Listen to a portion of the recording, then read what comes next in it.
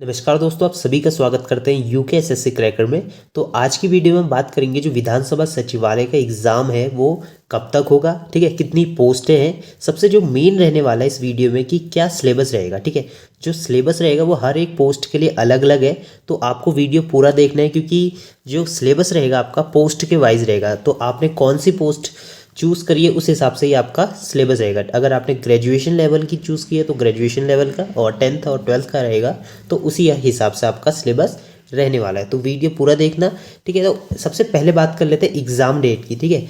तो मैं जब भी विधानसभा सचिवालय का एग्ज़ाम डेट ऑफिशियली आ रहा है तो मैं आपको अप टू डेट करते रह रहा हूँ, ठीक है। सबसे पहले आयोग ने कहा था 2 जनवरी को आपका क्या होगा एग्ज़ाम, ठीक है। उसके बाद फिर 9 जनवरी को कहा था। अभी तक इसके बाद कोई भी क्लेरिफिकेशन नहीं दिया है, तो मैं आपको अपडेट करते रहता हूँ। तो आपको क्या करना है, चैनल को सब्सक्राइब, ठीक है। तो एग्ज़ाम मान के चलिए, ठीक है, एग्ज़ाम आपका मार्च में होगा, ठीक है। मार्च में एग्ज़ाम आपका अभी कहना मुश्किल है क्योंकि विधानसभा सचिवालय वैसे ही चुनावी माहौल में रहता है और बिजी रहता है, तो समझ सकते हैं आपका एग्ज़ाम होना पॉसिबल नहीं है। कुछ लोग कह रहे हैं फरवरी में होगा, लेकिन ऐसा कुछ नहीं होने वाला। आपके पास 2 महीने हैं, तो 2 महीनों में जितनी मेहनत कर सकते हैं कर लीजिए। मार्च में आपका, मार्च मतलब 15 मार्च के बाद ही आपका एग्ज़ाम होने के संभावना है, ठीक है। तो मैं आपको अपडेट देते रहूँगा, ठीक है। तो पोस्ट देख लेते हैं। तो पोस्टें आपकी जो टोटल है वो 33 पोस्ट है, ठीक है। 33 पोस्टें इसमें दिखाई गई हैं और इसकी संख्या घटाई या बढ़ाई जा सकती, ठीक है। सबसे पहले जो पोस्ट रहेगी वो प्रतिवेदक, ठीक है। प्रतिवेदक की आपकी कितनी, कुल 3 पोस्टें हैं, ठीक है। तो इसमें शैक्षणिक योग्यता भी देख लेते हैं और रिजर्वेशन कोटा किस तरीके से रहेगा वो भी देखते हैं, ठीक है। तो कुल पोस्टें आपकी इसमें प्रतिवेदक में 3 हैं, जनरल की 2 है और 1 है अनुसूचित जनजाति, ठीक है। तो ये आपकी रहेगी। आयु सीमा 18 से 42 वर्ष रहेगी। तो ये आपकी ग्रेजुएशन लेवल की पोस्ट है, ठीक है। तो इसमें आपका किसी भी स्ट्रीम से ग्रेजुएशन होना चाहिए और हिंदी में आशुलिपि में 140 प्रति मिनट और अंग्रेजी में 100 प्रति मिनट की स्पीड होनी चाहिए, ठीक है। ये हो गया। इसके बाद आपकी लिखित परीक्षा इसमें 2 घंटे की होगी। तो सिलेबस हम सबके लास्ट में डिस्कस करेंगे। तो अभी हम देख लेते हैं कि क्या इसमें शैक्षणिक योग्यता मांगी गई है और क्या इसका सिलेबस रह सकता है, ठीक है। अपर निजी सचिव, ठीक है, एपीएस जो हमारे पोस्ट है, कुल पोस्ट इसमें 5 है और जनरल में आपकी इसमें 3 पोस्ट है, ठीक है। अनारक्षित और 1 महिला के लिए, मतलब कुल पोस्ट आपकी जनरल की 4 है और 1 है आपकी अनुसूचित जाति के लिए, ठीक है। तो इसमें भी आपका, ठीक है, 18 से 42 वर्ष होनी चाहिए और ग्रेजुएशन होना चाहिए। साथ में आपका हिंदू आशुलिपि में 80 प्रति शब्द की गति होनी चाहिए। मतलब इसमें रिटर्न रहेगा, ठीक है। मतलब आपकी टाइपिंग स्पीड नहीं मांगी गई है, आपकी रिटर्न जो आप लिखोगे उसकी स्पीड मांगी गई है, ठीक है। इसमें भी लिखित परीक्षा रहेगी। इसके बाद है समीक्षा अधिकारी। तो कुल पद आपका 1 रहने वाला है और 18 से 42 वर्ष इसमें आयु सीमा होनी चाहिए। ग्रेजुएशन लेवल की ये आपकी पोस्ट है, ठीक है। इसमें भी आपका रिटन एग्जाम होगा 2 घंटे का, 100 नंबर का। इसके बाद समीक्षा अधिकारी लेखा, ठीक है। इसमें आपके कुल पद आपके रहेंगे 2, ठीक है। 2, एक जनरल का रहेगा, एक अनुसूचित जाति का रहेगा। इसमें भी सेम है, ग्रेजुएशन लेवल की है और कॉमर्स होना चाहिए, ठीक है। वाणिज्य, ठीक है, वाणिज्य से स्नातक आपका उपाधि होनी चाहिए और कंप्यूटर एवं टैली अकाउंट्स का ज्ञान होना चाहिए, ठीक है। तो ये आपका कंपलसरी रहेगा, ठीक है। ये होना आपका ज़रूरी है। लिखित परीक्षा इसमें भी रहेगी। और 5th पोस्ट है आपकी सहायक समीक्षा अधिकारी। कुल पद आपका 1 रहेगा, ठीक है। तो इसमें आपका अनारक्षित 1 है, तो इसमें कोई रिजर्वेशन कोटा नहीं है और इसमें भी आपका ग्रेजुएशन लेवल की ये पोस्ट रहने वाली है, ठीक है। तो इसके बाद है व्यापक, ठीक है। कुल आपके 2 पद रहते हैं, ठीक है। इसमें जनरल का 1 और अनुसूचित जनजाति का 1, ठीक है। तो ये भी आपका इसमें, ये आपकी एचएम, ठीक है, होटल मैनेजमेंट से रिलेटेड इसमें आपके पास डिप्लोमा या डिग्री होना अनिवार्य है, ठीक है। और किसी भी उससे आपको 3 साल का एक्सपीरियंस भी होना चाहिए, ठीक है। तो ये आपका एचएम से रिलेटेड थी। इसमें भी आपका 100 नंबर का एग्ज़ाम रहेगा। लेखाकार, ठीक है, लेखाकार के आपका कुल 1 पद है। इसमें भी आपका ग्रेजुएशन होना चाहिए वाणिज्य से, ठीक है। वाणिज्य मतलब कॉमर्स से आपका होना चाहिए। कंप्यूटर में टैली और अकाउंट्स का ज्ञान भी आपको होना चाहिए। इसके बाद है सहायक लेखाकार का ये भी इसका कुल एक पद है, इसमें भी सेम रहेगा, इसमें आपको स्नातक आपका वाणिज्य से होना अनिवार्य है। इसके बाद है सहायक फोरमैन, इसमें कुल दो पद रहेंगे आपके, एक है अनारक्षित और एक है अनुसूचित जाति।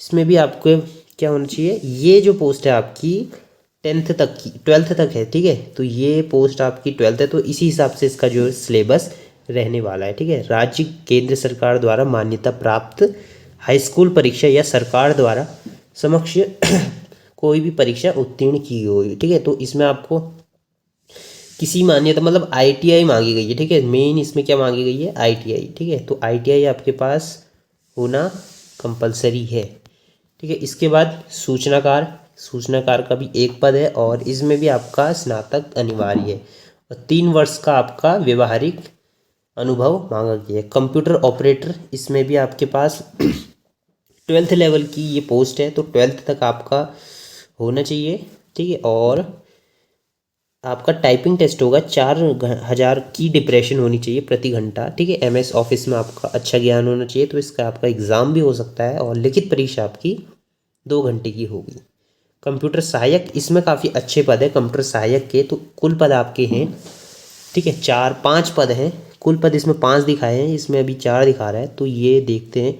3 पद अनारक्षित और अनुसूचित जाति का 1 पद, ठीक है। तो पद आपके बढ़ाए भी जा सकते हैं, क्योंकि अभी टोटल पोस्ट आपकी 33 है, तो बाद में बढ़ा के क्या पता बढ़ा के ज़्यादा करते हैं, ठीक है। इसमें भी सेम रहेगा, इंटरमीडिएट होना चाहिए, साथ में आपका 4000 घंटा की डिप्रेशन होना चाहिए। एक पोस्ट आपकी वाहन चालक की है, इसमें एक अनारक्षित में सिर्फ एक है और इसमें आपको सिर्फ हाई स्कूल होना चाहिए और हल्के और भारी वाहन का लाइसेंस। तो पद नाम देख सकते हैं रक्षक, और इसमें जो कुल पद आपके रहने वाले हैं वो 7 पद आपके रहेंगे और जनरल कैटेगरी के 5 पद रहेंगे, ठीक है।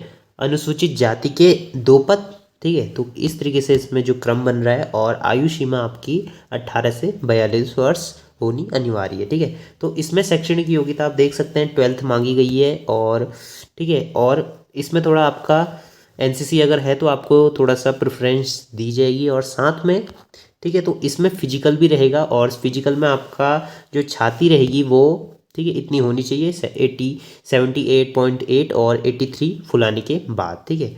और पर्वतीय जिनके पास हेल्थ सर्टिफिकेट होता है और अनुसूचित जाति के होते हैं वो लोग, उनकी 76 होना चाहिए, ठीक है। ये आप देख सकते हैं इस तरीके से आपका, ठीक है। ऊंचाई आपकी इतनी होनी चाहिए, हाइट जो है 167 और अनुसूचित जाति के लिए 160 मांगी गई है, ठीक है। तो रक्षक महिला भी अप्लाई कर सकते हैं, तो महिलाओं के लिए भी है, तो 152 मांगी गई है और न्यूनतम जो वजन रहेगा इनका 45 मांगा गया है। तो अब बात कर लेते हैं इसमें कि सिलेबस क्या रहने वाला है, ठीक है। सबसे तो ये जो सिलेबस है ये ऑफिशियल सिलेबस है और कुल जो है 100 नंबर का ये आपका एग्ज़ाम रहने वाला है, ठीक है। तो इसमें हम देखेंगे कि सामान्य हिंदी, ठीक है, सामान्य हिंदी 20 नंबर की आएगी और जो बचा हुआ पोर्शन रहेगा वो आपका सामान्य ज्ञान और सामान्य अध्ययन से रहेगा, ठीक है। इसमें आपका अभी कंप्यूटर भी ऐड कर दिया गया है। तो एक चीज़ आपको मैं कंफर्म करवा दूं कि ये जो सिलेबस रहेगा आपका यूके एसएससी का सिलेबस है, यूके ट्रिपल एससी का सिलेबस है। तो अभी जो उत्तराखंड सचिवालय का जो एग्ज़ाम है उसमें आपका जो एग्ज़ाम में जो पैटर्न फॉलो होगा, किसका, सिलेबस का एग्ज़ाम में पैटर्न फॉलो होगा वो आपका सेम इसी की तरह रहने वाला है, ठीक है। तो आप लोग इसी के एग्ज़ाम पैटर्न को फॉलो करिए, क्योंकि अभी उत्तराखंड सचिवालय ने कोई अपना सिलेबस के रिगार्डिंग कोई अपडेट नहीं दिया है। तो आप उम्मीद भी मत करिएगा कि आपको कोई वो सिलेबस के रिगार्डिंग आपको बताएंगे कि इस तरीके का आप पढ़िए तो ये आएगा, तो ऐसा कुछ नहीं होने वाला है। आउट ऑफ द बॉक्स आएगा और ठीक है, तो अपने हिसाब से अपनी तैयारी करिए। और मैं आपको एक बार बता देता हूँ, तो आपको हिंदी अपनी प्रिपेयर करनी है और सामान्य बुद्धि परीक्षा, मानसिक योग्यता, इतिहास, भूगोल, राजनीति विज्ञान, अर्थशास्त्र, कंप्यूटर और उत्तराखंड से संबंधित विदित